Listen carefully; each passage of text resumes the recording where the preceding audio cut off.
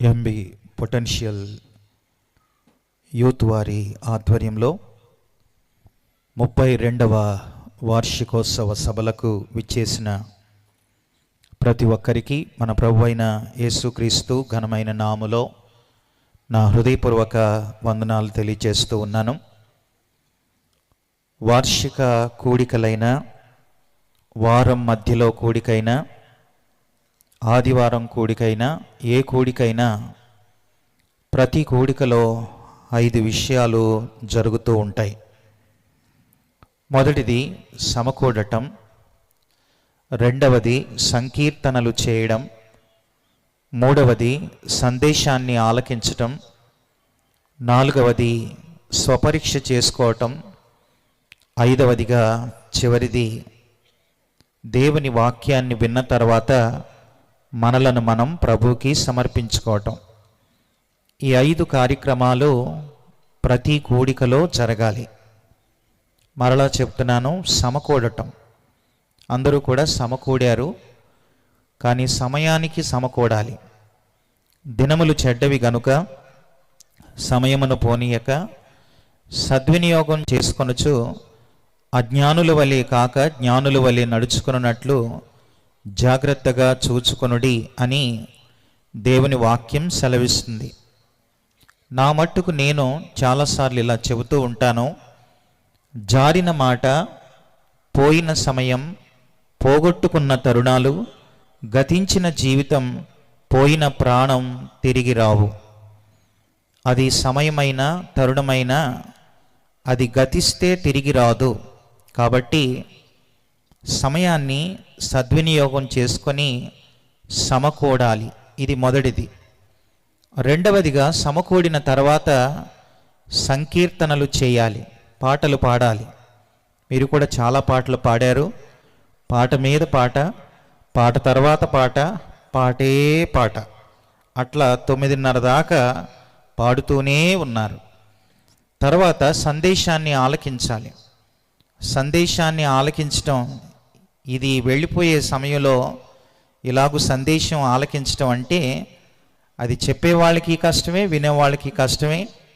పైనుంచి మనకి ఇబ్బందిగా మంచు కురుస్తూ ఉంది. కాబట్టి సందేశాన్ని ఆలకించాలి. ఆ తర్వాత విన్న తర్వాత స్వపరీక్ష చేసుకోవాలి.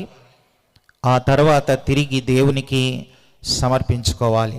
ఈ 5 సార్లు ప్రతి వార్షికోత్సవాలలో వారమైన, వారాంతమైన ఈ విషయాలు జరుగుతూ ఉండాలి. రండి, ఈ రాత్రి దేవుని వాక్యాన్ని శ్రద్ధగా విందాం. మత్తయి సువార్త 24వ అధ్యాయం 3-4 వచనాలు చదువుతూ ఉన్నాను. మత్తయి సువార్త 24వ అధ్యాయం 3-4 వచనాలు. ఆయన ఒలీవల కొండ మీద కూర్చుండి ఉన్నప్పుడు శిష్యులు ఆయన యొద్దకు ఏకాంతంగా వచ్చి, ఇవి ఎప్పుడు జరుగునో, నీ రాకడకునో ఈ యుగ సమాప్తికిని సూచనలేవి మాతో చెప్పమనగా, యేసు వారితో ఇట్లనెను. ఆ తర్వాత 5వ వచనం నుండి చివరి వరకు కూడా ఆయన రాకడ సంభవాలు ఆయన తెలియచేశారు. చూడండి, 40వ వచనాన్ని చదువుతున్నాను. ఆ కాలమున 2 పొలములో ఉందురు, ఒకడు తీసుకొని పోబడునో, ఒకడు విడిచిపెట్టబడునో. 2 స్త్రీలు తిరగలి విసురుచుందురు, ఒకటి తీసుకొని పోబడునో, ఒకటి విడిచిపెట్టబడునో. కావున ఏ దినమున మీ ప్రభువు వచ్చునో మీకు తెలియదు గనుక మెలకువగా ఉండుడి. 44వ వచనం. మీరు అనుకొనని గడియలో మనుష్య కుమారుడు వచ్చును గనుకనే మీరునో సిద్ధముగా ఉండుడి. దేవుడి రాత్రి తన వాక్యంతో మనతో మాట్లాడినట్లుగా ప్రభు సహాయాన్ని కోరదాం. చిన్న ప్రార్థన చేద్దాం. పరిశుద్ధుడా, ప్రేమగల తండ్రి, నమ్మదగిన దేవ, మీకు స్తోత్రం నాయనా. ఈ రాత్రి మీ మాటలను మాకు వినిపించి మాతో మాట్లాడి మీరు మహిమ పొందండి. ముందున్న సమయం మాకు దీవెనకరంగా చేయండి. నీ దాసునైన నన్ను మీ సిలువ చెంత మరుగుపరిచి నా నోట మీ మాటలు ఉంచి మాతో మాట్లాడి మీరు మహిమ పొందుమని మా ప్రియ ప్రభువును మా రక్షకుడైన యేసుక్రీస్తు ఘనమైన నామములో ప్రార్థించి అడిగి వేడుకొనుచున్నాము తండ్రి. ఆమేన్, ఆమేన్. ఈ రాత్రి దేవుని వాక్యంలో నుంచి మన ప్రభు అయిన యేసుక్రీస్తు 2025 సంవత్సరాల క్రితం శరీరధారిగా భూమి మీదకి వచ్చిన ఆయన 33.5 సంవత్సరాలు ఈ భూమి మీద ఆయన జీవించి ఆయన పరలోకమునకు ఆరోహణమై వెళ్ళారు.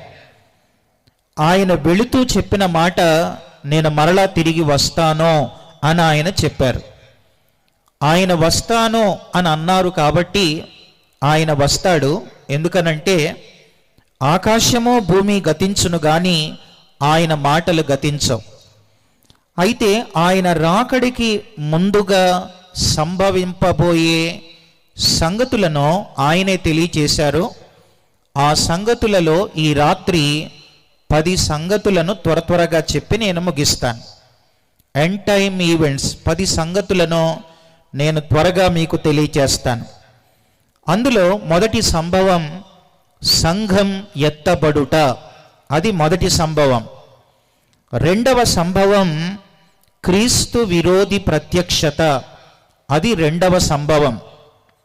మూడవదిగా ఈ భూమి మీద 7 ఏండ్లు శ్రమల కాలం, అది మూడవ సంభవం. నాలుగవదిగా మన ప్రభు అయిన యేసుక్రీస్తు యొక్క ప్రత్యక్షత, అది 4వ సంభవం. ఐదవదిగా హర్మెగిద్దోను యుద్ధం, అది 5వ సంభవం. ఆరవదిగా సాతానుడు 1000 సంవత్సరములు అగాధములో బంధించబడుట, అది 6వ సంభవం. 7వ సంభవం ఈ భూమి మీద మన ప్రభు అయిన యేసుక్రీస్తు ఆయన రాజుగా 1000 ఏండ్లు పరిపాలించబోతూ ఉన్నారు. దానినే 1000 ఏండ్ల పాలన అని అంటారు. ఇది 7వ సంభవం. 8వదిగా సాతానుడు తానున్న అగాధములో నుంచి విడుదల పొందుట, అది 8వ సంభవం. ఆ తర్వాత 9వదిగా ధవళ సింహాసనపు తీర్పు, అది 9వ సంభవం. చివరిది 10వది క్రొత్త ఆకాశం క్రొత్త భూమి, అంతా నూతనమే. ఆల్ థింగ్స్ ఆర్ న్యూ, అంతా నూతనమే. ఈ 10 సంభవాలను ఈ రాత్రి నేను మీకు తెలియచేస్తాను. మొదటిది సంఘం ఎత్తబడుట, రెండవదిగా క్రీస్తు విరోధి ప్రత్యక్షత, మూడవదిగా 7 ఏండ్ల శ్రమలు, నాలుగవదిగా యేసుక్రీస్తు యొక్క రెండవ రాకడ, ఐదవదిగా హర్మెగిద్దోను యుద్ధం, ఆరవదిగా సాతానుడు 1000 ఏండ్లు బంధించబడుట, ఏడవదిగా ఈ భూమి మీద 1000 ఏండ్ల పాలన, ఎనిమిదవదిగా సాతాను విడుదల, గోగుమాగోగు యుద్ధం, 9వది ధవళ సింహాసనపు తీర్పు, 10వది క్రొత్త ఆకాశం క్రొత్త భూమి, నూతన యెరూషలేం పరలోక పట్టణం. ఈ 10 సంభవాలు సంభవించనై ఉన్నాయి. అందుకే మీరనుకొనని ఘడియలో మనుష్య కుమారుడు వచ్చును గనుక మనం ఎలా ఉండాలి అనంటే సిద్ధముగా ఉండాలి. ఈ రాత్రి రండి, మొదటి సంభవం సంఘం ఎత్తబడుట. సంఘం అంటే ఆ మాటకి, సంఘం అనే మాట ఎక్లేషియా అనే గ్రీక్ పదం నుండి వచ్చింది. అనగా లోకము నుంచి, పాపము నుంచి విడిపించబడి యేసు ప్రభు రక్తం చేత కడగబడి పరిశుద్ధులుగా సమకూర్చబడిన సమూహాన్ని సంఘం అని అంటారు. కనుక సంఘం అనగా యేసు ప్రభువుని తమ సొంత రక్షకుడిగా అంగీకరించి ఆయన కులానికి మతానికి సంబంధించిన వాడు కాదని, ఆయన మన పాపములు క్షమించి పరలోకాన్ని ఇచ్చేవాడని ఎవరైతే మారు మనసు పొంది బాప్తిసం తీసుకుంటారో వారు సంఘం. అలా కూడుకున్న సమూహాన్ని సంఘము అని పిలుస్తాం. కనుక మొదటి సంభవం సంఘము ఎత్తబడుట. రండి, దేవుని వాక్యంలో తెస్సలోనికలకు రాసిన మొదటి పత్రిక 4వ అధ్యాయం 16వ వచనంలో, ఆర్భాటముతోనో ప్రధాన దూత శబ్దముతోనో దేవుని బోరతోనో పరలోకము నుండి ప్రభు దిగివచ్చును. క్రీస్తునందుండి మృతులైన వారు మొదట లేతురు. ఆ మీదట సజీవులమై నిలిచి ఉండు మనం వారితో కూడా ఏకముగా ప్రభువును ఎదుర్కొనుటకు ఆకాశ మండలం మీదికి కొనిపోబడుదము. కాగా మనము సదాకాలం ప్రభుతో కూడా ఉందం. కనుక పరలోకములో ఉన్న యేసయ్య 3వ ఆకాశములో ఉన్నటువంటి పరిశుద్ధుల్ని వెంటబెట్టుకొని ఆయన ఆకాశ మండలం అనగా మధ్యాకాశానికి మన ప్రభు దిగి వచ్చును అని మనం చూస్తాం. మళ్ళీ చదువుతున్నాను. 4వ అధ్యాయం 16లో, ఆర్భాటముతోనో ప్రధాన దూత శబ్దముతోనో దేవుని బోరతోనో పరలోకము నుండి ప్రభు దిగివచ్చును. ఇప్పుడు యేసు ప్రభు ఎక్కడ ఉన్నారు అని అంటే, ఆయన ఉన్న స్థలం పరలోకం. పరలోకములో ఉన్న యేసయ్య 3వ ఆకాశములో ఉన్న పరిశుద్ధుల్ని వెంటబెట్టుకొని ఆయన మధ్యాకాశానికి వస్తాడు. మధ్యాకాశం, 3వ ఆకాశం అని అంటే అసలు ఇంతకీ ఆకాశాలు ఎన్నున్నాయి అనే ప్రశ్న కూడా వస్తుంది. కనుక ఆదికాండం 1వ అధ్యాయం 1వ వచనంలో దేవుడు భూమి ఆకాశములను సృజించెను. ఆకాశాలు ఎన్నున్నాయంటే బైబిల్ ప్రకారం 3 ఆకాశాలను మనం చూస్తాం. 3వ ఆకాశాన్ని పరదైసు అని అంటారు. 3వ ఆకాశం పరదైసు అని బైబిల్లో ఎక్కడైనా ఉందా అని అంటే రండి చూపిస్తాను. కొరింథీయులకు రాసిన 2వ పత్రిక 12వ అధ్యాయం 2వ వచనాన్ని నేను చదువుతూ ఉన్నాను. కొరింథీయులకు రాసిన 2వ పత్రిక 12వ అధ్యాయం 2వ వచనంలో, క్రీస్తు నందున్న ఒక మనుషుని నేను ఎరుగుదును. అతడు 14 సంవత్సరాల క్రిందట 3వ ఆకాశానికి 3వ ఆకాశమునకు కొనిపోబడెను అని మనం చూస్తాం. 3వ ఆకాశం, ఆ 3వ ఆకాశం పేరే పరదైసు అని 3వ వచనంలో మనం చూస్తాం. చూడండి, కొరింథీయులకు రాసిన 2వ పత్రిక 12వ అధ్యాయం 3వ వచనం, అట్టి మనుషుణ్ణి నేను ఎరుగుదునో అతడు పరదైసులోనికి కొనిపోబడి అని ఉంది. కనుక 3వ ఆకాశమే పరదైసు అని దేవుని వాక్యంలో చూస్తున్నాం. పరదైసు వేరు, పరలోకం వేరు. అలాగే పాతాళం వేరు, నరకం వేరు. మళ్ళీ చెబుతున్నాను, వినండి. పరదైసు వేరు, పరలోకం వేరు, పాతాళం వేరు, నరకం వేరు. ఇంతవరకు ఎవరు పరలోకానికి, ఇంతవరకు ఏ మానవుడు నరకానికి కూడా వెళ్ళలేదు. ఈ భూమి మీద ఎవరైనా యేసు ప్రభువుని తమ సొంత రక్షకుడిగా అంగీకరించి చనిపోతే, నమ్మి చనిపోయిన వారు ఉండే స్థలం అది పరదైసు. నమ్మకుండా ఎవరైనా చనిపోతే వారు వెళ్ళే స్థలాన్ని పాతాళం అని అంటారు. అది బైబిల్ చెప్పే మాట. కనుక ఇంతవరకు మనుషులు నరకం, అలాగే పరలోకం. పరలోకంలో దేవుడున్నాడు, ఆయన దేవదూతలు ఉన్నారు, మనుషులు ఎవరు ఇంకా వెళ్ళలేదు. అయితే నమ్మిన వారు చనిపోతే వారి ఆత్మలు పరదైసులో ఉంటాయి, నమ్మని వారి ఆత్మలు పాతాళానికి వెళతాయి. కనుక పరలోకములో ఉన్న యేసయ్య 3వ ఆకాశం అనగా పరదైసులో ఉన్న వాళ్ళని వెంటబెట్టుకొని ఆయన మధ్యాకాశానికి వస్తారు. ఆయన మొట్టమొదటిగా వెంటనే భూమి మీదకి వచ్చారు. అనగా ఆయన రాకడలో 2 అంచెలు మనం చూస్తాం. మొదటిగా ఆయన మధ్యాకాశానికి వస్తారు. మధ్యాకాశానికి వచ్చిన తర్వాత ఈ భూమి మీద ఉన్నటువంటి సంఘం అంటే నమ్మిన ప్రతి ఒక్కరూ యేసు ప్రభువుని తమ సొంత రక్షకుడిగా అంగీకరించిన, మారు మనసు పొంది బాప్తిసం తీసుకొని పరిశుద్ధంగా బ్రతికే వాళ్ళు కనురెప్ప పాటున వారు ఎత్తబడతారు. దీన్నే మొదటి సంభవాన్ని సంఘము ఎత్తబడుట, the rapture of the church అని అంటాం. ర్యాప్చర్, సంఘము ఎత్తబడుట అనేది మనం చూస్తాం. క్రీస్తునందు ప్రియులారా, ప్రపంచంలో ఉన్న మనుషులందరిలో ఎవరైతే యేసు ప్రభువుని నమ్మారో వారందరూ కూడా కనురెప్పపాటున ఎత్తబడతారు. ఇలా చెబుతూ ఉండగా బైబిల్లోనే మనం చదువుతున్నాం, మీరు అనుకొనని గడియలో మనుష్య కుమారుడు వచ్చును గనుక మీరును సిద్ధముగా ఉండండి. అలాగే గత రాత్రి విన్న బుద్ధి బుద్ధిగల కన్యకల్లో కూడా సిద్ధపడిన వారు ఎత్తబడ్డారు, సిద్ధపాటు లేని బుద్ధి లేని వారు విడవబడ్డారు.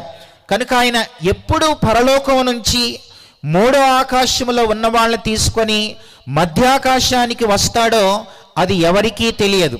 ఆ దినమైనా ఆ గడి అయినా మీకు తెలియదు. కనుక మనం సిద్ధంగా ఉండాలంతే, మెలకువగా ఉండాలంతే.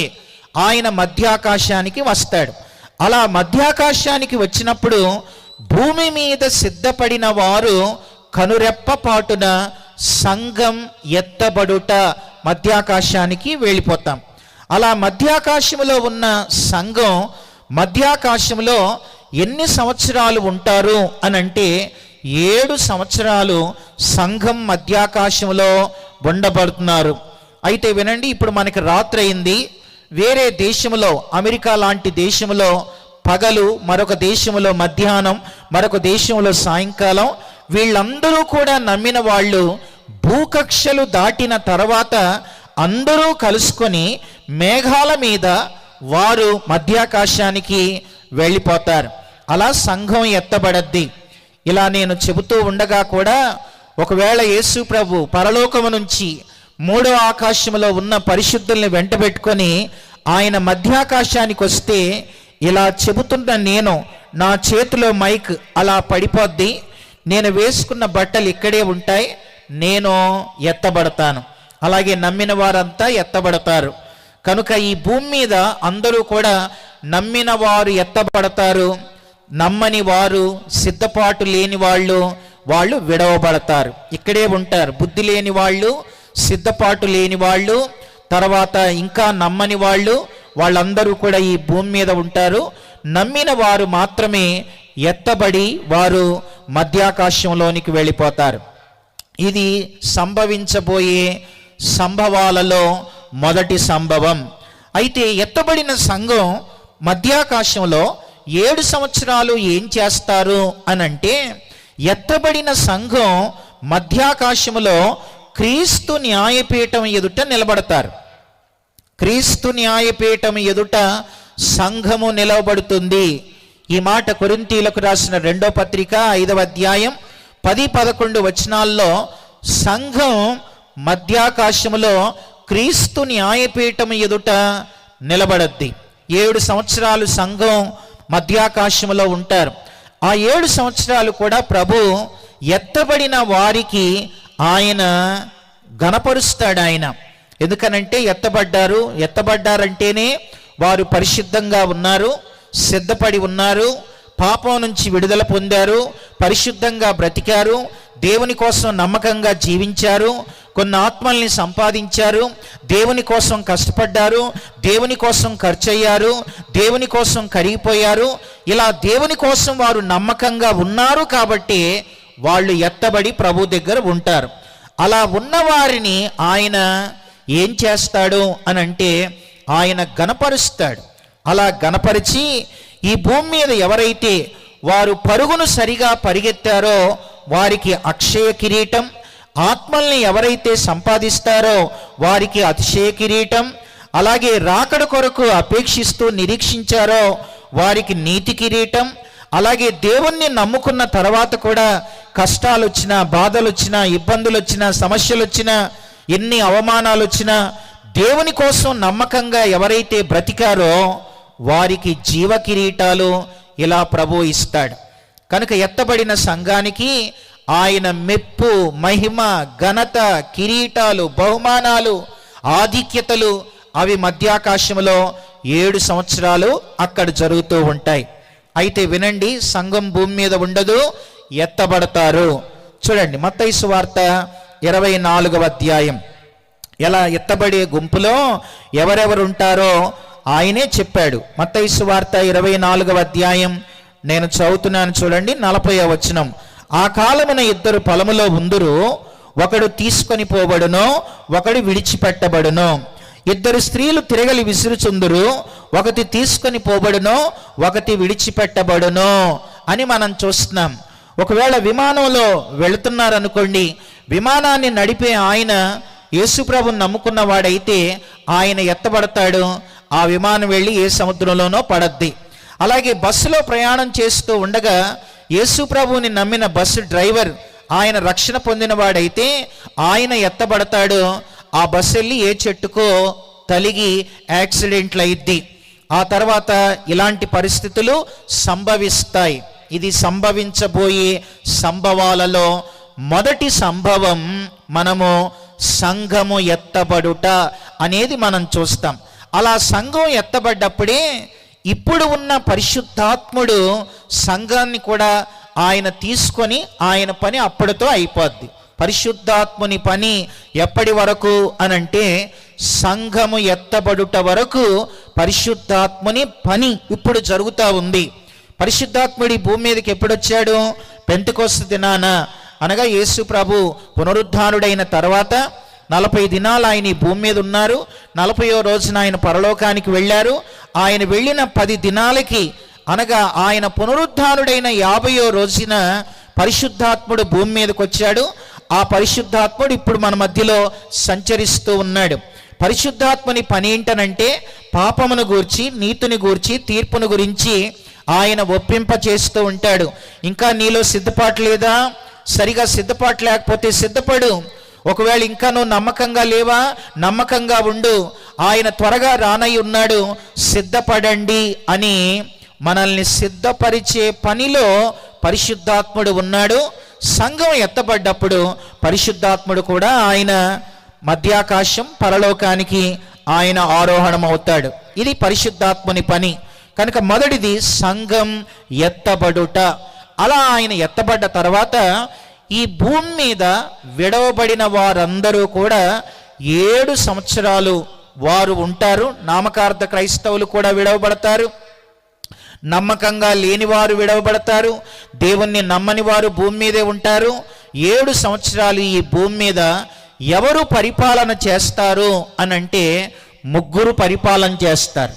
7 సంవత్సరాలు ఈ భూమి మీద 3 పరిపాలన చేస్తారు. ఆ 3 ఎవరు అనంటే, మొదటి వ్యక్తి రండి చూపిస్తాను. ప్రకటన గ్రంథం 12వ అధ్యాయంలో మనం చూస్తే మొదటి వ్యక్తి పేరిలా ఉంది. ప్రకటన గ్రంథం 12వ అధ్యాయం నేను చదువుతూ ఉన్నాను.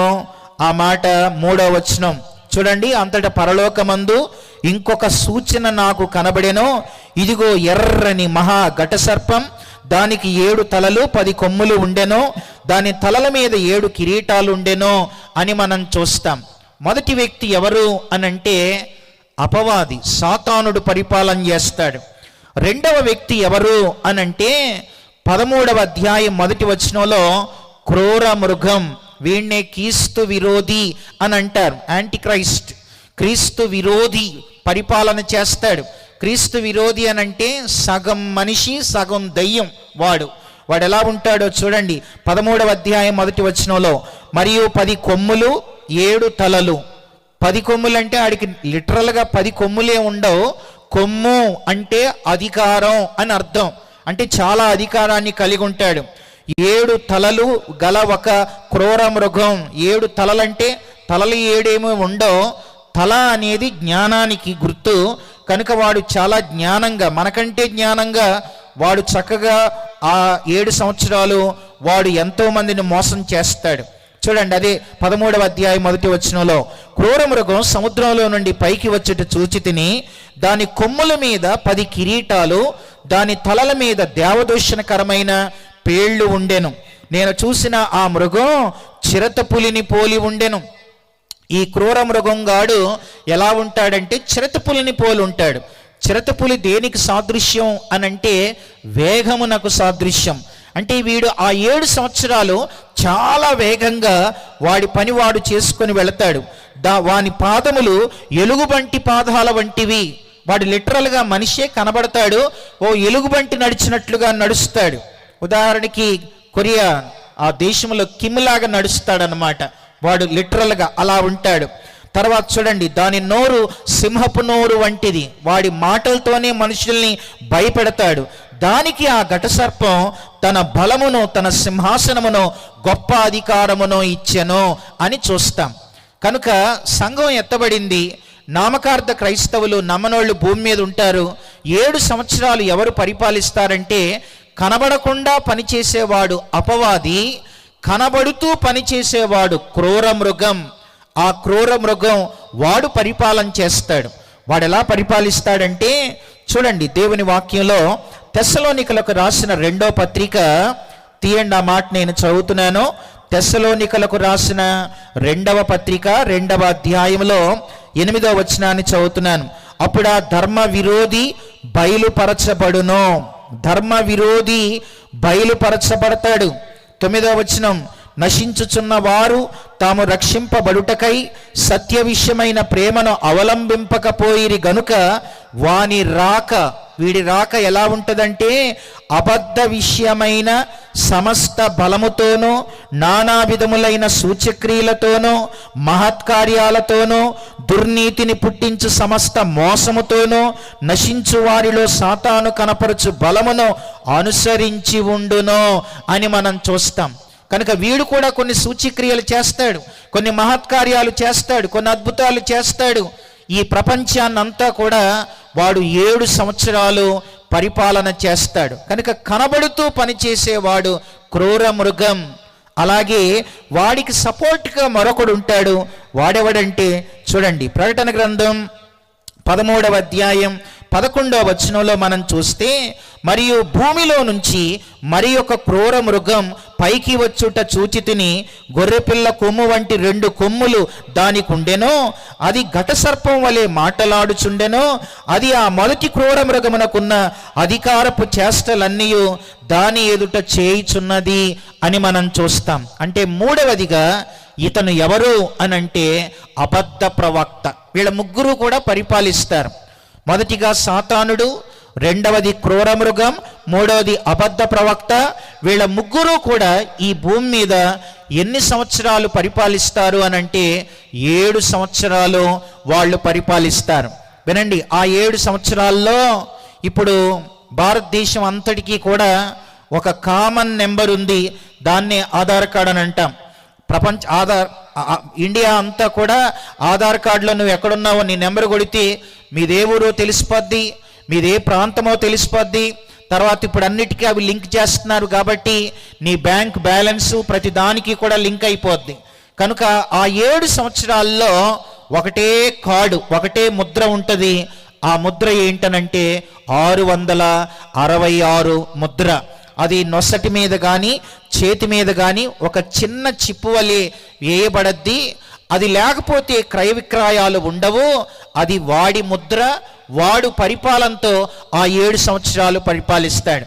అయితే వినండి, అసలు ఇంతకీ దేవుడు 7 సంవత్సరాలు అపవాదికి ఎందుకు అవకాశం ఇచ్చాడు అని అంటే, ఆ 7 సంవత్సరాలు కూడా దేవుడు అవకాశం ఇచ్చేది ఈనాడు ఇజ్రాయేల్ దేశంలో ఉన్న యూదుల కొరకు. వినండి, ఇప్పుడు మనం యేసుప్రభుని నమ్మాం, కానీ ఇజ్రాయేల్ దేశంలో అక్కడ ఉన్న వాళ్ళు యేసుప్రభుని నమ్మారా అంటే మనం నమ్మినట్లుగా కూడా వాళ్ళు ఇంకా నమ్మలేదు. వాళ్ళు కేవలం ఎవరిని నమ్ముతారు అని అంటే బైబిల్లో పాత నిబంధనను మాత్రమే నమ్ముతారు. వారు క్రొత్త నిబంధనను నమ్మరు. అనగా యేసు ప్రభుని నిజమైన దేవుడు, యేసు దేవుడు కాదు, ఆయన ఒక దేవుని కుమారుడు మాత్రమే, యెహోవాయే దేవుడు అని వారు ఇజ్రాయెల్ దేశంలో ఉన్నవాళ్ళు పాత నిబంధనని అనుసరిస్తున్నారు. అయితే వినండి, వాళ్ళ కోసం దేవుడు ఒక అవకాశం ఇస్తున్నాడు ఇప్పుడు 7 సంవత్సరాల్లో. ఆ 7 సంవత్సరాల్లో ఈ క్రూర మృగంగాడు ఏం చేస్తాడంటే, ఈనాడు ఇజ్రాయెల్ దేశంలో ఉన్న యూదులను నమ్మబలికి, మీరు ఎవరి కోసం అయితే మెస్సియా కోసం ఎదురు చూస్తున్నారో ఆ మెస్సియాను నేనే అని చెప్పి వారి ఎదుట కొన్ని సూచక్రియలు, మహత్కార్యాలు, అద్భుతాలు చేసి, మీరు దేవుని మందిరం కోసం మీరు ఎదురు చూస్తున్నారు కదా, ఆ మందిరం కట్టడానికి కూడా నేనే మీకు సహాయం చేస్తానని చెప్పి వాడు వాళ్ళని నమ్మబలికి ఇతనే రానయ్యున్న మెస్సయ్య అని వాళ్ళు కూడా నమ్మి మోసం చేసి వాడు ఇశ్రాయేల్ దేశంలో మందిరాన్ని, వాడి హయంలోనే మందిరం కట్టటం, ఆ మందిరంలో కూర్చోవటం, ఇవన్నీ కూడా జరగబోతున్నాయి. ఇలా జరగబోతూ ఉంటే వాడు ఎప్పుడైతే మందిరంలో కూర్చుంటాడో అప్పుడు ఈనాడు ఇజ్రాయేల్ దేశంలో ఉన్న ఇజ్రాయేలీలలో సంఖ్య కూడా ఉంది. 144,000 మంది వాణ్ణి ఎదురిస్తారు. అంటే మెస్సయ్య పాలన ఇలా ఉండదు. యేసుక్రీస్తు పాలన ఇలా ఉండదు, కనుక ఇతను మెస్సియా కాదు అని 1,44,000 మంది వానికి ఎదురు తిరుగుతారు. ఇది 7 సంవత్సరాలు జరుగుతున్నది. ఆ 7 సంవత్సరాల్లో ఒకటే కరెన్సీ. ఇప్పుడు మన డబ్బులు అమెరికాలో పనిచేయవు, ఇప్పుడు మన డబ్బులు బయట దేశానికి వెళితే అక్కడ పనిచేయవు. కానీ ఆ 7 సంవత్సరాల్లో ఒకటే కరెన్సీ, ఒకటే దేవుడు, ఒకటే మతం, తర్వాత ఒకటే, అన్నీ ఒకటైపోతాయి, అన్నీ ఒకటే. వాడే ఆ క్రూర మృగం ఆ 7 సంవత్సరాలు వాడు పరిపాలిస్తాడు. అయితే వినండి, ఆ 7 సంవత్సరాలలో 3.5 సంవత్సరాలకి ఈ 1,44,000 మంది వాడిని వ్యతిరేకించి వానికి వ్యతిరేకంగా తిరుగుతారు. అలా తిరిగినప్పుడు వాడు ఊరుకుంటాడా? పరిశుద్ధాత్ముడు లేడు, పూర్తి అధికారం వాడికి ఇవ్వబడింది. వాడు చాలా హింసించడం మొదలెడతాడు. అయితే మీరు అనుకోవచ్చు, సంఘం ఎత్తబడ్డా కూడా, ఇప్పుడు సిద్ధపడకుండా సంఘం ఎత్తబడ్డా కూడా 7 సంవత్సరాల అవకాశం ఉంటుందన్నమాట. ఆ 7 సంవత్సరాల్లో నమ్మొచ్చని ఎవరైనా అనుకున్నారనుకోండి, బుద్ధి లేని వాళ్ళ కంటే బుద్ధి లేని వాళ్ళు అవుతారు వాళ్ళు. నిన్న చెప్పిన బుద్ధి లేని వారి కంటే బుద్ధి లేని వాళ్ళే అలా ఆలోచిస్తారేమో అని నాకు అనిపిస్తుంది. ఎందుకనంటే ఆ 7 సంవత్సరాలు ఎలా ఉంటుందో మచ్చుకు నేను మీకు కొన్ని విషయాలు చూపిస్తాను రండి. ఆ 7 సంవత్సరాలు ఎలా ఉంటుందంటే వాళ్ళ పాలన తీయండి. ప్రకటన గ్రంథం 9వ అధ్యాయం నేను చదువుతూ ఉన్నాను. ప్రకటన గ్రంథం 9వ అధ్యాయం 1వ వచనం. 5వ దూత బోర ఊదినప్పుడు ఆకాశము నుండి భూమి మీద రాలిన ఒక నక్షత్రమును చూచితిని. అగాధము యొక్క తాళపు చెవి అతనికి ఇయ్యబడెను. ఎవరికి ఇయ్యబడెను? చూడండి, ఈ క్రూర మృగానికే తాళపు చెవి ఇవ్వబడద్ది. వాడేం చేస్తాడు? చూడండి 2వ వచనం. అప్పుడు అగాధము తెరవగా పెద్ద కొలిమిలో నుండి లేచు పొగ వంటి పొగ ఆ అగాధములో నుండి లేచెను. ఆ అగాధములోని పొగ చేత సూర్యుని వాయుమండలమున చీకటి కమ్మెను. ఆ పొగలో నుంచి మిడతలు భూమి మీదకి వచ్చెను అని మనం చూస్తాం. మిడతలు భూమి మీదకి వస్తాయి. ఆ 7 సంవత్సరాల్లో మిడతలు భూమి మీదకి వస్తాయి. మిడతలు అంటే ఇప్పుడు మనం చూసే మిడతలు కాదు. ఈ మిడతలు ఎట్లుంటాయో చూడండి. ఆ మిడతల గురించి చదువుతున్నాను. ఈ మిడతలు ఎట్లా ఉంటాయనంటే చూడండి, 7వ వచనాన్ని చదువుతున్నాను. ప్రకటన గ్రంథం 9వ అధ్యాయం 7వ వచనం. ఆ మిడతల రూపములు యుద్ధమునకు సిద్ధపరచబడిన గుర్రాన్ని పోలి ఉంటాయి. ఆ మిడతలు ఎలా ఉంటాయంటే యుద్ధానికి సిద్ధపరచబడిన గుర్రాల్లాగా ఉంటాయి. బంగారము వలె మెరయు కిరీటాల వంటివి ఆ మిడతల యొక్క తలల మీద ఉంటాయి. తర్వాత ఆ మిడతలు ఎలా ఉంటాయంటే వాటి ముఖములు మనుష్యుల ముఖము వంటివి. మనుషుల ముఖాల్లా ఉంటాయి ఆ మిడతల ముఖాలు. తర్వాత 8వ వచనం. స్త్రీల తల వెంట్రుకల వంటి వెంట్రుకలు వాటికి ఉండెను. అంటే ఆ మిడతల పైన వెంట్రుకలు, ఆడవాళ్ళకి తల వెంట్రుకలు పొడవుగా ఉంటే ఎలా ఉంటాయో ఆ మిడతల తల వెంట్రుకలు అట్లా ఉంటాయి. తర్వాత చూడండి, ఇంకా 8వ వచనంలో వాటి పండ్లు, మిడతల పండ్లు సింహపు కోరల వలె ఉండెను. తర్వాత 9వ వచనం. ఇనుప మైమరువుల వంటి మైమరువులు వాటికి ఉండెను. తర్వాత వాటి రెక్కల ధ్వని యుద్ధమునకు పరిగెత్తునట్టి విస్తారమైన గుర్రపు రథముల ధ్వని వలె ఉండెను. ఇంకా చూడండి ఎలా ఉంటుందో. తేళ్ల తోకల వంటి తోకలు కొండ్లును వాటికి ఉండెను.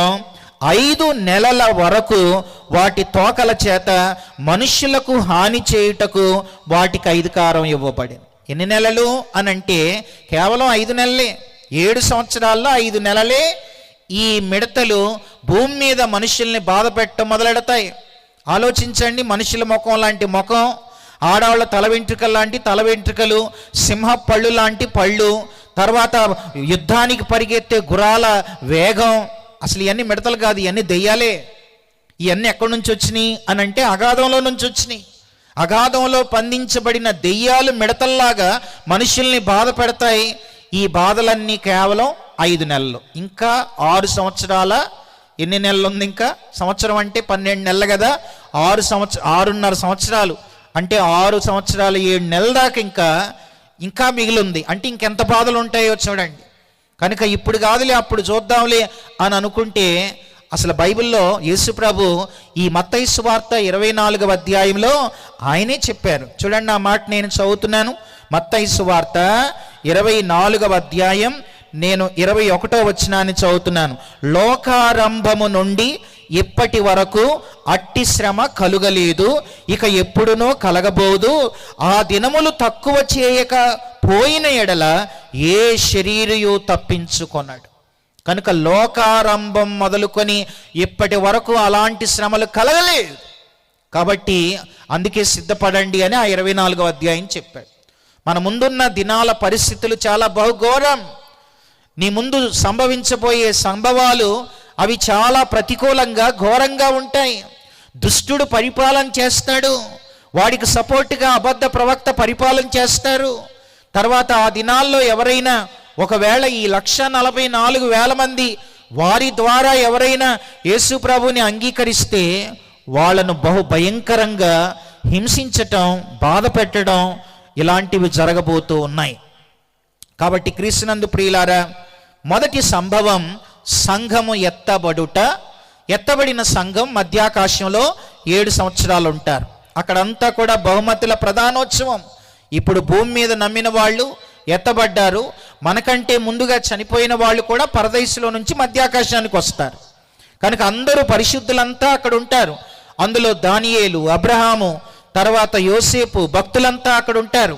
అప్పుడు యేసు ప్రభు వారిని, ఈ భూమి మీద మీకు జీవితాన్ని ఇచ్చాను, నా కోసం ఏం చేశారని అడిగినప్పుడు వాళ్ళు చెబుతారు. ఉదాహరణకి యోసేపు చెప్తాడు, ప్రభువా నేను బానిసగా అమ్మబడ్డాను, పోతీఫరు భార్య నా మీద కన్ను వేసింది, అయినా నేను పాపం చేయకుండా పారిపోయాను, నా పరిశుద్ధతను నేను కాపాడుకున్నాను అని అంటే ఆయన యోసేపుకు బహుమానం ఇస్తాడు.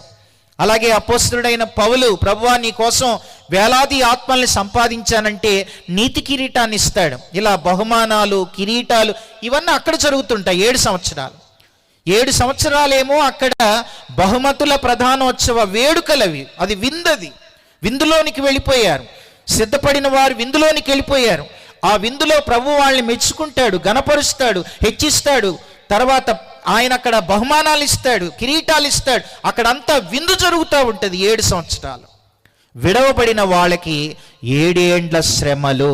ఆ శ్రమలలో వీళ్ళ ముగ్గురు పరిపాలిస్తారు.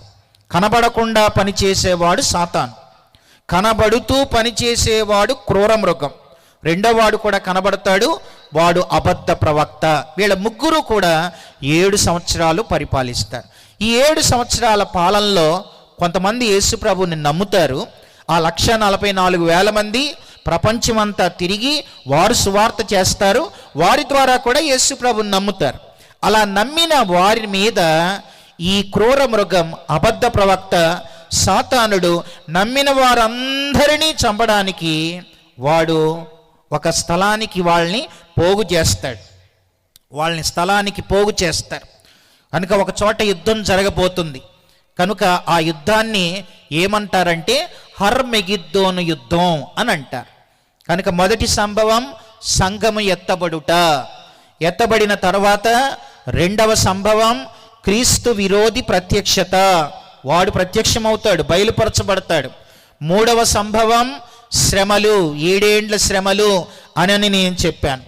7 ఏండ్ల శ్రమలు తర్వాత ఏం జరగబోతుంది అనంటే, ఈ నమ్మిన వాళ్ళందరినీ చంపడానికి ఈ క్రూర మృగం, అబద్ధ ప్రవక్త, కనబడకుండా సాతాను వారి మీద యుద్ధానికి లేస్తాడు. అలా యుద్ధానికి లేచినప్పుడు అక్కడ 7 సంవత్సరాలు ఆ విందు ముగించుకొని మన ప్రభువైన యేసుక్రీస్తు, వినండి, మన ప్రభువైన యేసుక్రీస్తు తన సంఘాన్ని వెంట పెట్టుకొని ఆయన ఈ భూమి మీద ఉన్నప్పుడు ఏ ఒలీవా కొండ మీద నుంచి పరలోకానికి ఆరోహణమయ్యాడో, అపోస్తుల కార్యాలు 1వ అధ్యాయం 11వ వచనంలో ఆయన ఏ కొండ మీద నుంచి ఆరోహణమయ్యాడో అదే కొండ మీద ఆయన తన కుడి పాదాన్ని మోపుతాడు.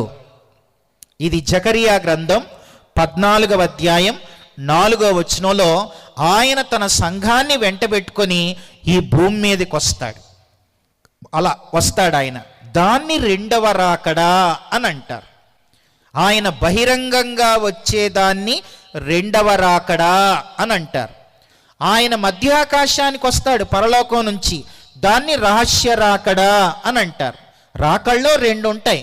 మొదటిగా మధ్యాకాశానికి వస్తారు, అక్కడ 7 సంవత్సరాలు సంఘంతో ఉండి 7 సంవత్సరాల అనంతరం తన సంఘాన్ని వెంటబెట్టుకొని ఆయన భూమి మీదకి ఆయన కుడిపాదాన్ని మోపి ఆయన భూమి మీదకి వచ్చి తన ప్రజల పక్షంగా ఆయన యుద్ధం చేస్తాడు.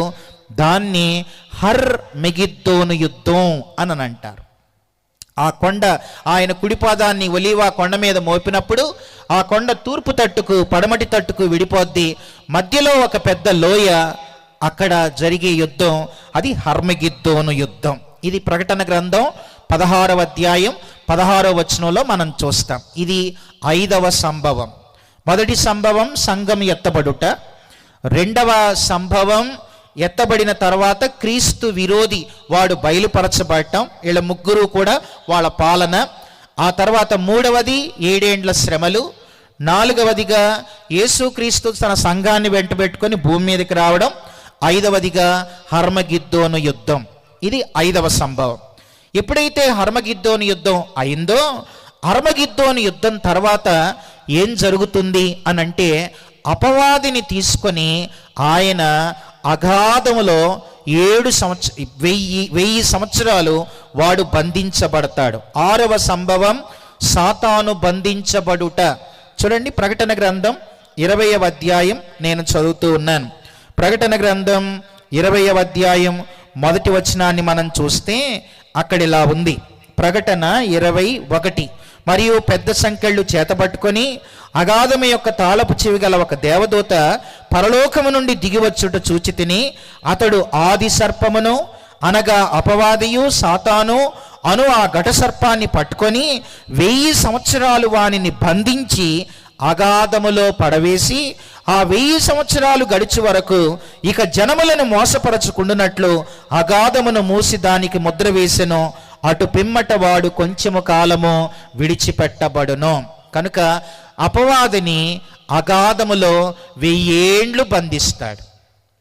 అపవాదిని అగాధం, తెలుగు బైబిల్లో అగాధం అనుంది, కానీ మనము గ్రీక్ బైబిల్లో మనం చూస్తే అగాధం అంటే భూమి కింద ఉండే భాగం.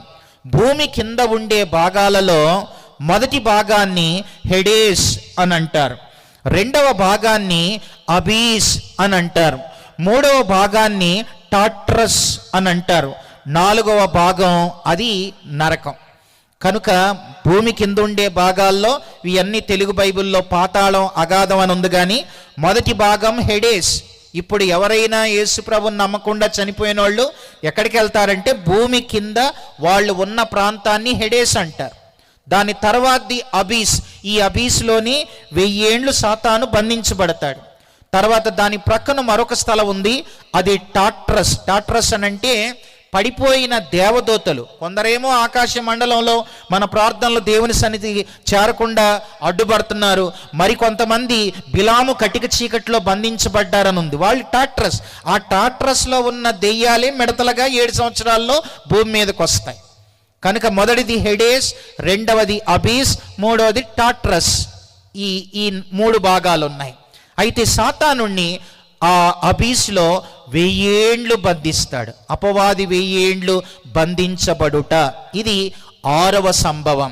ఎప్పుడైతే వాడు 1000 ఏండ్లు అగాధంలో బంధించబడ్డాడో, 7వ సంభవం ఏంటనంటే, ఈ భూమి మీద మన ప్రభు అయిన యేసుక్రీస్తు ఆయన రాజుగా 1000 ఏండ్లు పరిపాలిస్తాడు.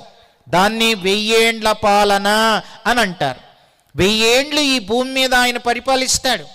ఉదాహరణకి యేసు ప్రభు పుట్టినప్పుడు జ్ఞానులు వచ్చి హేరోదు రాజు దగ్గరికి వెళ్ళి, యూదుల రాజుగా పుట్టినవాడు ఎక్కడానా? ఆయన రాజు, యూదుల రాజుగా పుట్టినవాడు ఎక్కడానంటే, మరి రాజు అంటే రాజ్యం చేయాలి కదా.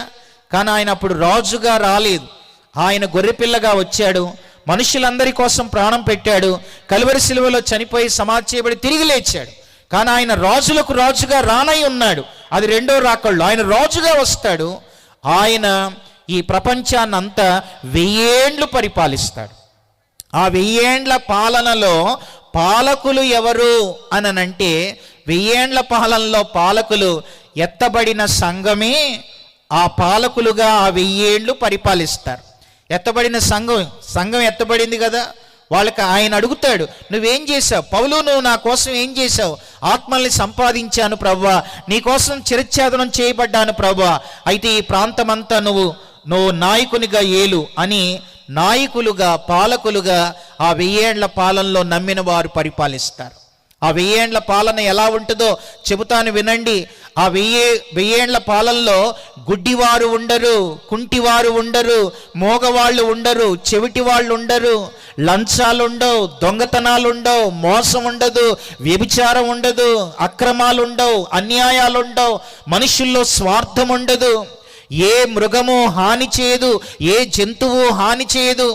పిల్లలు పాములతో ఆడుకుంటారు, పిల్లలు సింహాల మీద ఎక్కి ఆడుకుంటారు, కొదమసింహం అలాగే మేకపిల్ల కలిసి పండుకుంటాయి, నాగుపాము పిల్లలు కలిసి ఆడుకుంటారు. తర్వాత ఆ దినాల్లో అసలు అన్యాయం ఉండదు. తర్వాత చెవిటివారు ఉండరు, గ్రుడ్డివారు ఉండరు, మోగవారు ఉండరు. అది నీతి నివసించే రాజ్యం, అది 1000 ఏండ్ల పాలన. కాబట్టి క్రీస్తునందు ప్రియులారా, కేవలం మనిషి ఎంతవరకు ఆలోచిస్తాడంటే మనం బ్రతికి 70-80 సంవత్సరాల గురించే ఆలోచిస్తాడు. కానీ అసలైన జీవితం అది, అసలైన జీవితం మన ముందుంది. దాని కొరకు సిద్ధపడాలి. అందుకే సిద్ధపడుట, దానికోసం సిద్ధపడాలి. ఇక్కడ కళ్ళు మూస్తే అసలైనది ఆరంభమైద్ది. కనుక ఇదే భూమి మీద 1000 ఏండ్లు ఆయన రాజ్యంలో మనం ఉంటాం. ఆ 1000 ఏండ్ల పాలన తర్వాతే పరలోకం. కనుక వెంటనే పరలోకానికి వెళ్ళాం.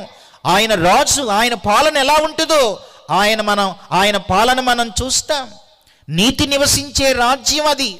ఆయన పరిపాలన గురించి యెషయా గ్రంథం 11వ అధ్యాయంలో, యెషయా గ్రంథం 32వ అధ్యాయంలో, యెషయా గ్రంథం 35వ అధ్యాయంలో ఆయన పాలన ఎలా ఉంటుందో అద్భుతమైన పాలనను మనం చూడబోతూ ఉన్నాం. ఇది సంభవించబోయే సంభవాలలో 7వ సంభవం. 8వ సంభవాన్ని జ్ఞాపకం చేస్తాను. 1000 ఏండ్ల పాలన అయిపోయిన తర్వాత 8వది ఏంటనంటే, అగాధములో అబీసులో ఉన్న సాతానుణ్ణి మళ్ళీ విడుదల చేస్తాడు. మళ్ళీ విడుదల చేస్తే వాడి బుద్ధి మారదు. సాతాను కోసం మనం ప్రార్థన చేయొద్దు. సాతానుకు మారు మనసు ఈ ప్రభు అని అడగొద్దు. ఎందుకంటే వాడు మారడు. వాడు మళ్ళీ మోసం చేయటమే. వాళ్ళు మళ్ళీ తిరిగి కొంతమందిని మోసం చేసి మళ్ళా దేవుని మీదకి యుద్ధానికి లేస్తాడు. బైబిల్లో చివరి యుద్ధం ఏంటనంటే గోగు మాగోగు యుద్ధం. ఇది 8వ సంభవం. అపవాది విడుదల, గోగు మాగోగు యుద్ధం, ఇది 8వ సంభవం. ఆ తర్వాత 9వ సంభవం ఏంటనంటే, రండి, ప్రకటన గ్రంథం 20వ అధ్యాయంలో 9వ సంభవం ధవళ సింహాసనపు తీర్పు. ప్రకటన గ్రంథం 20వ అధ్యాయం 11వ వచనాన్ని చదువుతున్నాను. మరియు ధవళమైన మహాసింహాసనం, దాని యందు ఆసీనుడై ఉన్న ఒకనిని చూచితిని. భూమి ఆకాశములు ఆయన సముఖము నుండి పారిపోయెను, వాటికి నిలువ చోటు కనబడకపోయెను. 11వ వచనంలో ధవళమైన మహాసింహాసనం, ఆ సింహాసనం మీద ఆయన ఆసీనుడై ఉంటాడు. ధవళ సింహాసనం మీద ప్రభు ఆసీనుడై ఉంటాడు. భూమి ఆకాశములు ఆయన సముఖము నుంచి పారిపోయెను, వాటికి నిలువ చోటు కనబడకపోయెను. మరియు గొప్పవారేమి కొద్దివారేమి మృతులైన వారందరూ ఆ సింహాసనం ఎదుట నిలవబడి ఉండుట చూచితిని. అప్పుడు గ్రంథములు విప్పబడెను, మరియు జీవగ్రంథమును వేరొక గ్రంథం విప్పబడెను. ఆ గ్రంథముల యందు రాయబడిన వాటిని బట్టి తమ క్రియల చొప్పున మృతులు తీర్పు నొందిరి. సముద్రం తనలో ఉన్న మృతుల్ని అప్పగించెను, మరణమును పాతాళ లోకమును వాటి వశమునున్న మృతుల్ని అప్పగించెను. వారిలో ప్రతివాడు తన క్రియల చొప్పున తీర్పు పొందెను. మరణమును మృతుల లోకమును అగ్నిగుండములో పడవేయబడెను. ఈ అగ్నిగుండం 2వ మరణం. ఎవని పేరైనను జీవ గ్రంథమందు వ్రాయబడినట్లు కనబడని యెడల వాడు అగ్నిగుండములో పడవేయబడును. ఇది 2వ మరణం. క్రీస్తునందు ప్రియులారా, ఇప్పుడు మన ప్రభు అయిన యేసు క్రీస్తు ఆయన ఉన్న సింహాసనం, ఇప్పుడు కూడా ఆయన సింహాసనం మీదే ఉన్నాడు. ఆయన ఉన్న సింహాసనం ఏంటనంటే, చూడండి, హెబ్రీలకు రాసిన పత్రిక 4వ అధ్యాయం 16వ వచనం. ఇప్పుడు యేసు ప్రభు ఉన్న సింహాసనం, హెబ్రీ 4:16లో ఆయన ఒక సింహాసనం మీద ఉన్నాడు. ఆ సింహాసనాన్ని ఏ సింహాసనం అని అంటారో హెబ్రీ 4:16లో చూస్తాం. గనుక మనం కనికరింపబడి సమయోచితమైన సహాయం కొరకు కృప పొందునట్లు ధైర్యముతో కృపాసనమునొద్దకు చేరుతాము. ఇప్పుడు ఆయన ఉన్న సింహాసనం కృపాసింహాసనం. ఇప్పుడు ఆయన ఉన్న సింహాసనం కృపాసింహాసనం. ఆయన కృపాసింహాసనం మీద ఉన్నంత కాలం ప్రపంచంలో ఉన్న ఏ మనిషికైనా 3 దొరుకుతాయి. మొదటిది కనికరం, రెండవది సహాయం, మూడవది కృప. ఈ 3 దొరుకుతాయి. ఆ సింహాసనం మీద ప్రభు ఉన్నంతకాలం ఈ 3 దొరుకుతూనే ఉంటాయి. కృప దొరికిద్ది, తర్వాత సహాయం దొరికిద్ది, తర్వాత కనికరం దొరికిద్ది. నువ్వు పాపంలో ఉన్నావా, ప్రభువా నన్ను క్షమించు అంటే కనికరిస్తాడు. నువ్వేదైనా వ్యాధిలో ఉన్నావా, ప్రభువా నేను అనారోగ్యంతో ఉన్నాను నాకు ఆరోగ్యాన్ని అంటే సహాయం చేస్తాడు. నేను చదువుకుంటున్నాను ప్రభువా నాకు జ్ఞానం అంటే సహాయం చేస్తాడు. ప్రయాణాలు చేస్తున్నాను ప్రభువా సహాయం చేయంటే సహాయం చేస్తాడు. అలాగే తన కృపనిస్తాడు, నిన్ను కాపాడుతాడు, నీకు తోడై ఉంటాడు, నీ పాపాలు క్షమిస్తాడు, నీ పేరు జీవగ్రంథంలో రాస్తాడు. ఇవన్నీ ఎప్పుడు అనంటే కృపా సింహాసనం మీద ఉన్నంతకాలం. కానీ ఆయన ఎప్పటికీ ఆ సింహాసనం మీద ఉండడు. ఆయన చివరిగా కూర్చునే సింహాసనం ధవళ సింహాసనం. ఆ సింహాసనం మీదకి ఆయన వెళ్ళిన తర్వాత ఒకటే ఉంటుంది, తీర్పు మాత్రమే ఉంటుంది. గ్రంథాలు విప్పబడతాయి, అందరూ ఆ సింహాసనం ఎదుట నిలబడతారు. గొప్పవారు, కొద్దివారు, ధనికులు, పేదవాడు, ధనవంతుడు అందరూ కూడా సింహాసనం ఎదుట నిలబడతారు. ఒకవేళ ఆ రోజున సింహాసనం ఎదుట నిలబడ్డప్పుడు ఇలాగే ఒక పెద్ద స్క్రీన్ మీద వాళ్ళు పుట్టింది మొదలుకొని చచ్చిన వరకు వాళ్ళు ఏం చేశారు అన్ని స్క్రీన్ మీద వస్తూనే ఉంటాయి. ఎవరితో మాట్లాడారో, ఏ తప్పులు చేశారో, ఏ దొంగతనాలు చేశారో, ఏ వ్యభిచార పాపంలో పడ్డారో అవన్నీ స్క్రీన్ మీద వస్తూనే ఉంటాయి. ఒకవేళ నెక్స్ట్ లైన్లో నెక్స్ట్ తీర్పులో ఉన్న వ్యక్తి అమ్మో నా పాపాలన్నీ అందరి ఎదుట కనబడతాయి అని అనుకొని ఒకవేళ సముద్రంలో దూకాడు అనుకో, సముద్రమే వాడిని తీసుకొచ్చి ప్రభువా ఈ వెధవ నాలోకి దూకాడు నాయన అని అతన్ని ముందు నిలబెడద్ది. ఒకవేళ ఆ దినాన తీర్పులో నిలబడ్డప్పుడు ఒకవేళ ఎవరైనా బండచాటుకు వెళ్ళారనుకో, ఇలా బండచాటుకు వాడెళితే ఆ బండే ఇలా తిరిగి వాడిని ప్రభు ఎదుటికి నెట్టి ప్రభువా వీడు నా వెనక్కొచ్చి దాక్కున్నాడు నాయన, వీని తీర్పేంటో చూడు అని అంటే గ్రంథాలు విప్పబడతాయి. చూడండి ఆ మాట ప్రకటన గ్రంథం 20వ అధ్యాయంలో మనం చూస్తే అక్కడ ఇలా ఉంది. 11వ వచనాన్ని మళ్ళీ చదువుతున్నాను. ప్రకటన 20:11 మరియు ధవళమైన మహాసింహాసనం దాని యందు ఆసీనుడై ఉన్న ఒకరిని చూచి తిని, భూమి ఆకాశములు ఆయన సముఖము నుంచి పారిపోయెను, వాటికి నిలువ చోటు కనబడకపోయెను. గొప్పవారు నిలబడతారు, కొద్దివారు నిలబడతారు, మృతులైన వారందరూ ఆ సింహాసనం ఎదుట నిలబడతారు. అప్పుడు గ్రంథములు విప్పబడెను, మరియు జీవగ్రంథమను వేరొక గ్రంథం విప్పబడెను. ఆ గ్రంథముల యందు రాయబడి ఉన్న వాటిని బట్టి తమ క్రియల చొప్పున మృతులు తీర్పు పొందారు. సముద్రం తనలో ఉన్న మృతులను అప్పగించేస్తుంది. మరణమును పాతాళ లోకం వాటి వశమునున్న మృతులను అప్పగించింది. వారిలో ప్రతివాడు తన క్రియల చొప్పున తీర్పు పొందుతాడు. మరణము మృతుల లోకం అగ్నిగుండంలో పడవేయబడెను.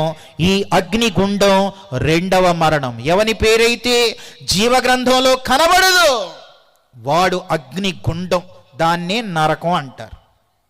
తీర్పు తర్వాత నరకం ఉంటుంది. సరే, నరకం ఎలా ఉంటుందో బైబిల్లో దేవుడు ఒక్క వచనంలో రాశాడు. అందరం ఒకసారి వెళ్దాం, అలా చూసి వచ్చేద్దాం రండి జాగ్రత్తగా. నరకం ఎలా ఉంటుందో ఒక్క వచనంలో ఉంది, చూపిస్తాను. యెషయా గ్రంథం 30వ అధ్యాయం 33వ వచనం. చదవడానికి భయం వేస్తుంది, తర్వాత వినడానికి కూడా కష్టమే, అయినా జాగ్రత్తగా మనం అలా చూసి మనము ఆ సెగ మనకి తలక్కుండా మళ్ళా వచ్చేద్దాం. చూడండి, యెషయా గ్రంథం 30వ అధ్యాయం 33వ వచనం. ఇది నరకాన్ని గురించి రాసిన మాట. చదువుతున్నాను. పూర్వము నుంచి తోపేతు సిద్ధపరచబడింది. పూర్వమే దేవుడు నరకం, తోపేతు అంటే కింద నెత్తి మీద ఒకటేసి కింద హేయమైన శ్మశానం. హేయమైన శ్మశానం అంటే కంపు, దుర్వాసన. అది హేయమైన శ్మశానం, అది సిద్ధపరచబడి ఉన్నది. వినండి వినండి, దేవుడు ఎప్పుడో నరకాన్ని చేశాడు.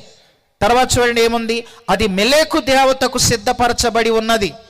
క్రీస్తునందు ప్రియులారా, ఎమ్మెగనూరు గ్రామ ప్రజలారా, దేవుడు నరకాన్ని చేసింది మనుషుల కోసం కాదు. ఈ ప్రపంచంలో 800 కోట్ల మంది ఉన్నారు. 800 కోట్ల మంది కోసం దేవుడు నరకాన్ని చేయలేదు. ఇది శుభవార్త.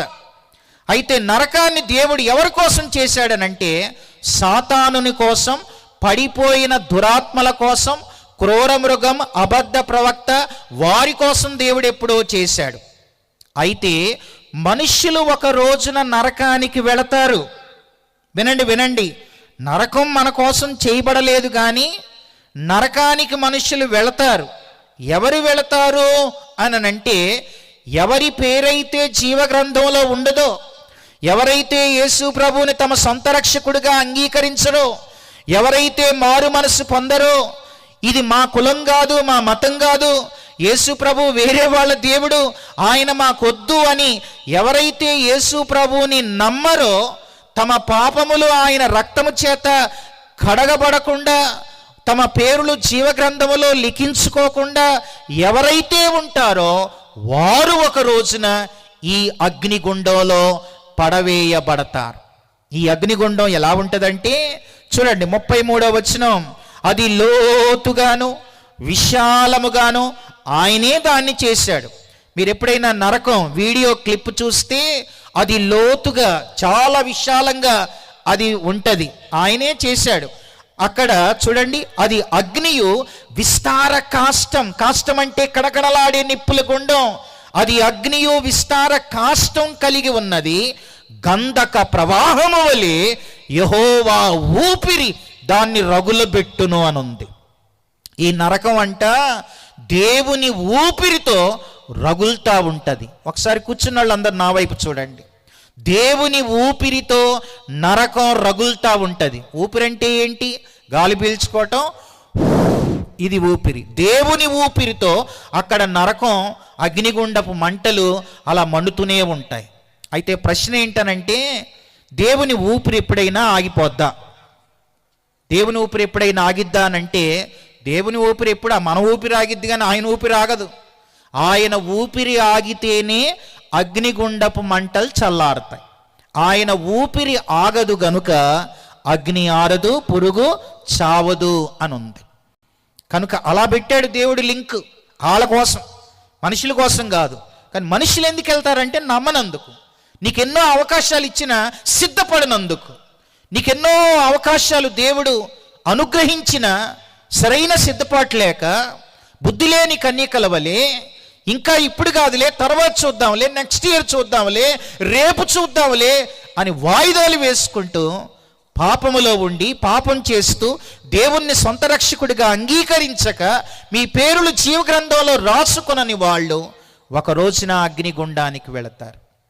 దేవుని ఊపిరితో అది రగులుతూ ఉంటుంది. అక్కడ ఏముంటాయని చెప్పాను? అగ్ని ఆరదు, పురుగు చావదు. పురుగులు ఉంటాయి. ఆ పురుగులు ఏం చేస్తాయో తెలుసా? రండి ఇక్కడ నుంచి ఇంకో చోటకి వెళ్దాం.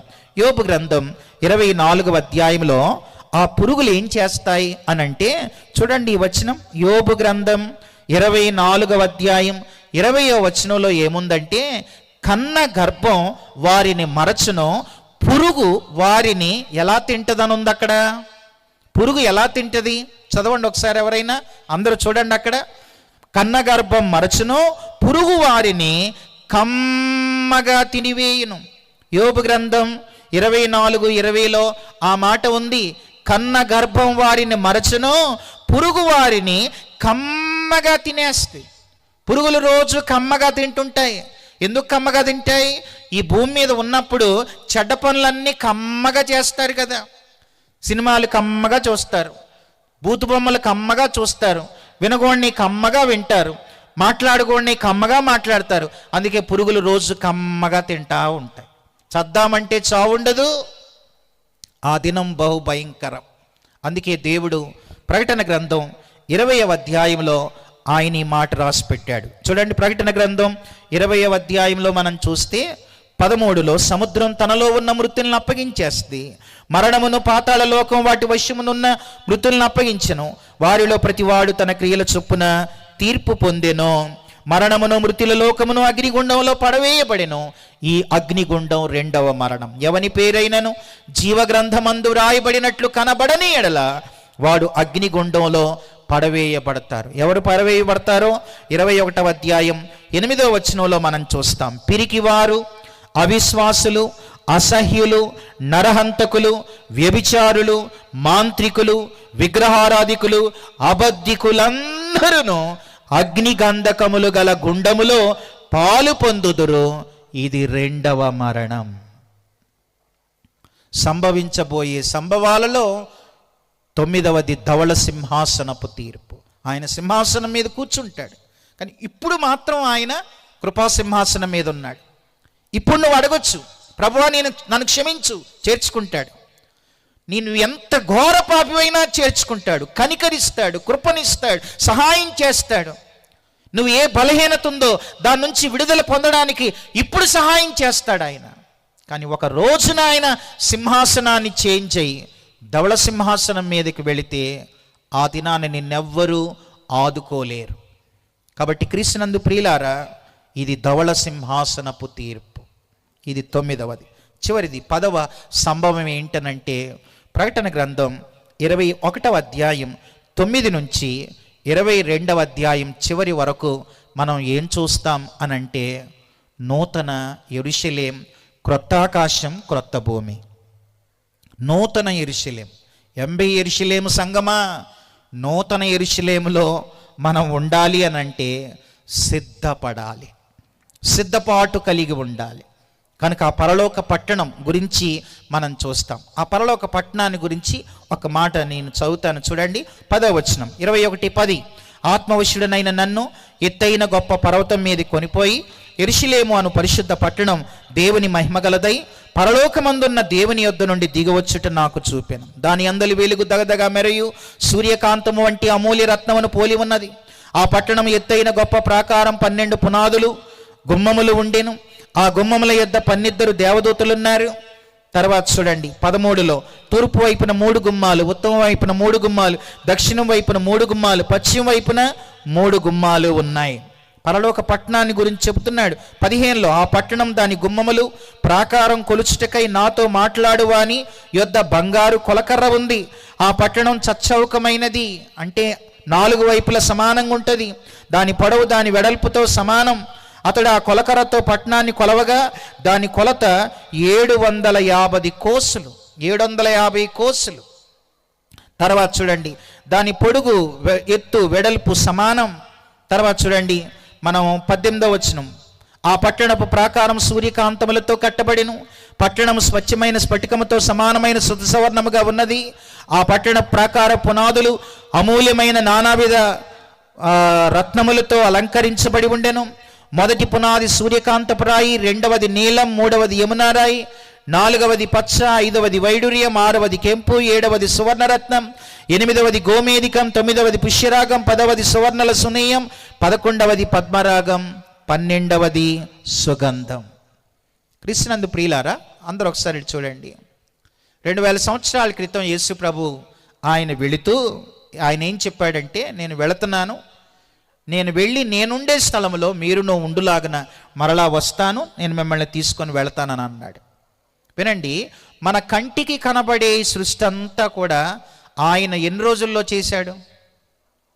మన కంటికి కనబడే సృష్టి అంతా ఆయన ఎన్ని రోజుల్లో చేశాడు అంటే, ఆదికాండం 1వ అధ్యాయం ప్రకారం ఈ సృష్టి అంతా కూడా ఆయన చేసింది 6 రోజులు. 6 రోజులు. మన సృష్టి అంతా 6 రోజుల్లో చేశాడు. వినండి, 6 రోజుల్లో చేసిన ఈ సృష్టి ఇంత అద్భుతంగా ఉంటే 2025 సంవత్సరాల నుంచి ఆయన కట్టే పరలోక పట్టణం అసలు మన ఊహకు అందిద్దా? అది నూతన యెరూషలేం, అది పరలోక పట్టణం. 6 రోజుల్లో చేసిన ఈ సృష్టి ప్రపంచం అంతా 6 రోజుల్లో చేశాడు. మనం ఎక్కడెక్కడికో వెళ్తాం, ఊటీ, కొడైకెనాల్, తర్వాత చాలా ప్రాంతాలు ఉన్నాయి ప్రపంచంలో, వింతలు, తర్వాత ఎన్నో అద్భుతమైన ప్రదేశాలు ఉన్నాయి. ఎక్కడికెక్కడికో వెళ్తాం, ఈ సృష్టిని చూసే మనం చాలా మురిసిపోతాం. 6 రోజుల్లో చేసిన ఈ సృష్టి ఇంత అద్భుతంగా ఉంటే ఆయనే శిల్పి, నిర్మాణకుడై నిర్మిస్తూ ఉన్న 2025 సంవత్సరాల నుంచి కడుతున్న ఆ పరలోక పట్టణం అది ఎంత అద్భుతమైంది. పరలోకం అంటే ఒక్క మాట చెప్తాను, పరలోకం అనగా సిద్ధపడిన వారికి సిద్ధపరచబడిన స్థలమే పరలోకం. హల్లెలూయ. పరలోకం అంటే ఎవరైతే సిద్ధపడతారో వారికి ప్రభు సిద్ధపరిచిన స్థలమే అది పరలోకం. క్రీస్తునందు ప్రియులారా, ఏదైనా పోగొట్టుకో ఈ భూమి మీద దేవుని కోసం, కానీ ఆయన మన కొరకు నిర్మిస్తున్న ఆ పరలోక పట్టణాన్ని మనం పోగొట్టుకోవద్దు. మీరు అనుకొనని గడియలో ఆయన వచ్చేస్తాడు. కాబట్టి మనం ఎలా ఉండాలనంటే సిద్ధంగా ఉండాలి. ఆయన వస్తాడు. ఆయన వచ్చాడో ఎత్తబడతాం అంతే. ఆ తర్వాత 7 సంవత్సరాలు అక్కడ, 1000 ఏళ్ళు భూమి మీద, ఆ తర్వాత యుగాయుగాలు పరలోక పట్టణంలో మనం ఉండబోతూ ఉన్నాం. అవన్నీ ప్రభు చెప్పి సిద్ధంగా ఉండండి, త్వరగా వచ్చేస్తున్నాను అని ప్రభు చెప్పాడు. కాబట్టి మనం సిద్ధపడదాం, మన జీవితాలను దేవునికి అప్పగించుకుందాం. ఇంకా ఆయన కృపా సింహాసనం మీదే ఉన్నాడు కాబట్టి ధైర్యంతో ఆ సింహాసనం దగ్గరికి వెళదాం. మన బలహీనతలన్నీ ప్రభు దగ్గర క్షమించమని అడుగుదాం. వినండి ఒక శుభవార్త. ఆయన క్షమించిన ఏ పాపం తీర్పులోనికి రాదు. ఇప్పుడు ఆయన క్షమించిందేది తీర్పులోనికి రాదు. ఎంత శుభవార్త. కాబట్టి ఇప్పుడే ప్రభువా నన్ను క్షమించు, నన్ను నీ బిడ్డగా చేసుకో. ఇదే మిక్కిలి అనుకూలమైన సమయం. నేడే రక్షణ దినం. ఆయన్ని నమ్మితే ప్రభుతో యుగాయుగాలు ఉంటాం. నమ్మని వారు నరకంలో కాల్తా ఉంటారు. నమ్మని వాళ్ళంతా నరకంలో కాల్తారు. నమ్మిన వాళ్ళు యేసుతో ఏల్తారు. నమ్మని వాళ్ళు నరకంలో మాడతారు. నమ్మిన వాళ్ళు ప్రభుతో సంతోషంగా ఉంటారు. కాబట్టి మాడతావా,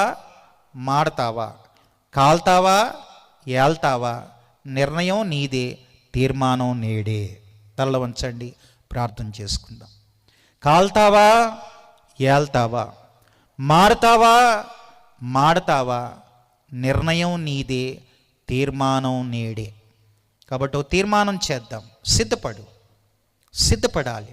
మీరు అనుకోనని గడియలో ప్రభు వచ్చేస్తారు. ఆయన ఇప్పుడు ఆయన ఉన్న సింహాసనం కృపా సింహాసనం. కాబట్టి ప్రభువా, నువ్వు ఆ సింహాసనం మీద ఉన్నావు. కృపనిచ్చే దేవుడవు, కనికరించే దేవుడవు, ప్రభువా క్షమించే దేవుడవు, ప్రేమించే దేవుడవు. ఆ ఆరని అగ్నిగుండంలో నేను పడకూడదు నాయన. ఆ వేదన, ఆ మంటలు, ఆ తీవ్రత నేను భరించలేను. నీవే నిజమైన దేవుడు అని నేను నమ్ముతున్నాను ప్రభువా. నా పేరు జీవగ్రంథంలో ఉండాలి. ఎవని పేరు జీవగ్రంథంలో ఉంటుందో, గొర్రెపిల్ల జీవగ్రంథంలో ఉన్నవారు యుగాలు ఆయనతో ఆనందంగా సంతోషంగా జీవిస్తారు. ఎవని పేరు జీవగ్రంథంలో ఉండదో వారు అగ్నిగుండంలో పడవేయబడతారు. ఆ అగ్నిగుండం 2వ మరణం. కాబట్టి ఆ 2వ మరణం నుంచి తప్పించి మనల్ని రక్షించడానికి యేసు ప్రభు ఈ లోకానికి వచ్చాడు. నరకం యొక్క తీవ్రత చేసిన ఆయనకు తెలుసు కాబట్టి ఆయన ఎవరు అందులోనికి వెళ్ళకూడదని ఆయనే ఈ భూమి మీదకి వచ్చి మన కోసం కలువరి సిలువలో ఆయన వేదనంతా అనుభవించి శిక్ష నుంచి తప్పించి రక్షణిచ్చి నిత్య జీవాన్ని మనకివ్వడానికి యేసు ప్రభు కలువరి సిలువలో మన కోసం చనిపోయి సమాధి చేయబడి తిరిగి లేచాడు. ప్రభువా, నా పేరు జీవగ్రంథంలో ఉండాలి. కృపా సింహాసనం యొద్దకు నేను వస్తున్నాను. నన్ను క్షమించు ప్రభువా, నన్ను నీ బిడ్డగా చేసుకోండి నాయన అని తీర్మానం చేయండి. అలా తీర్మానం ఎవరైనా చేస్తే మీ చేతులు పైకి చూపించండి. మీకోసం ప్రార్థన చేస్తాం. నా పేరు జీవగ్రంథంలో ఉండాలని నేను ఆశిస్తున్నాను. యేసు నా పాపాలు క్షమించేవాడని, నన్ను ప్రేమించేవాడని నేను నమ్ముతున్నాను. ప్రభువా, నా పాపాలు క్షమించు, నా దోషాలన్నీ తుడిచివేయండి, నా పాపాలన్నీ కడిగివేయండి. ప్రభువా, నన్ను నీ బిడ్డగా చేసుకోండి నాయనా. నా పేరు జీవగ్రంథంలో ఉండాలి. కృపా సింహాసనం యొద్దకు వస్తున్నాను ప్రభువా, నన్ను క్షమించు నాయన, కనికరించు ప్రభువా, నా పాపాలు కడగండి నాయన. చేతులెత్తిన మిమ్మలను దేవుడు దీవించునుగాక. అమ్మ thank you, brother thank you, తమ్ముడు థ్యాంక్ యూ, అన్న థ్యాంక్ యూ. దేవుడు మిమ్మల్ని దీవించునుగాక, దేవుడు మిమ్మల్ని ఆశీర్వదించునుగాక. మీరు అనుకొనని ఘడియలో ప్రభు వస్తాడు.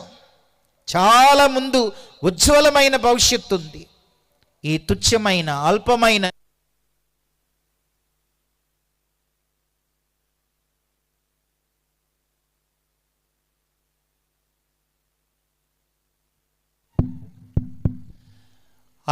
జీవితాన్ని ఆశించి నిత్య జీవాన్ని పోగొట్టుకోవద్దు.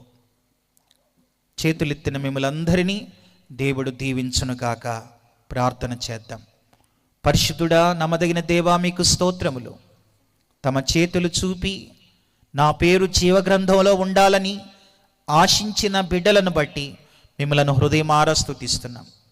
ఎవరైతే ఈ శబ్ద యంత్రాల ద్వారా మీ మాటలు విన్నారో ప్రజలందరినీ దీవించండి. ఈ ఎమ్మిగనూరు ప్రాంతాన్ని దీవించండి. ఏ ఒక్కరూ కూడా ప్రభువా నిత్య జీవమును పోగొట్టుకోకుండా నాయన సిద్ధపడి ప్రభువా నిత్య జీవాన్ని స్వతంత్రించుకొని తమ పేరులు జీవగ్రంథములో లిఖించుకొని మిమ్మలను తమ సొంత రక్షకుడిగా అంగీకరించి మీ బిడ్డలుగా కొనసాగుటకు సహాయం చేయండి. ప్రభువా, చేరి వచ్చిన బిడ్డలందరినీ దీవించి ఆశీర్వదించి కృప చూపించి నడిపించమని యేసుక్రీస్తు ఘనమైన నామములో ప్రార్థించి అడిగి వేడుకొనుచున్నాము తండ్రి. ఆమేన్.